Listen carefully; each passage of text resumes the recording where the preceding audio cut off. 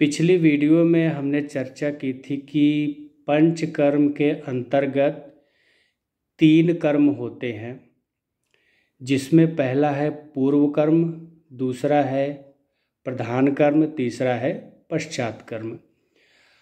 अब पूर्व कर्म में 3 कर्म बताए गए थे। पहला है दीपन पाचन, जो कि 5 से 7 दिन का होता है। दूसरा है स्नेहन, जो कि 3 से 7 दिन का होता है। तीसरा है स्वेदन, जो कि 1 से 3 दिन का होता है। यानी पूर्व कर्म 7 से 14 दिन का होता है। और आज हम बात करेंगे प्रधान कर्म की। प्रधान कर्म में 5 मुख्य कर्म आते हैं: वमन, विरेचन, नस्य, बस्ती और रक्तमोक्षण।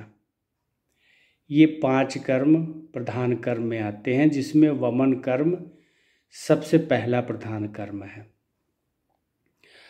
आप सभी को पता होगा कि कफ, पित्त, वात 3 दोष होते हैं और यही दोष प्रकोपित होके शरीर को रोगी बनाते हैं।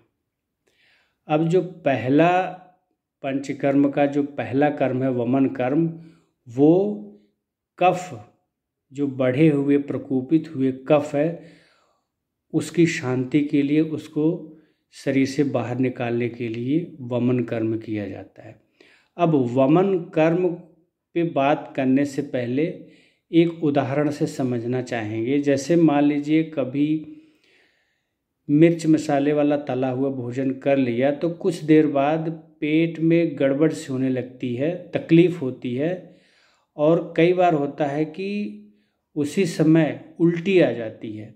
और जब उल्टी आ जाती है तो हमें तकलीफ़ से राहत मिलती है। यानी उल्टी आना अपने आप में एक चिकित्सा हो जाती है, उसकी वजह से रोग की या तकलीफ़ से राहत मिलती है।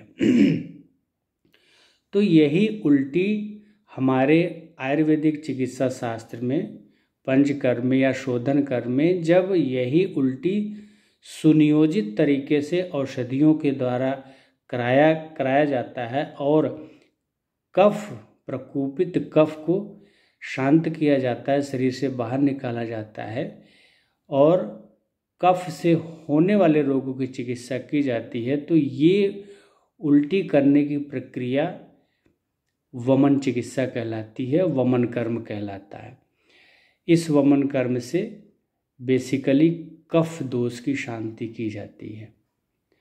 और इसका जो सीक्वेंस है, पहले दीपन पाचन होगा, फिर स्नेहन होगा, फिर स्वेदन होगा और फिर वमन होगा।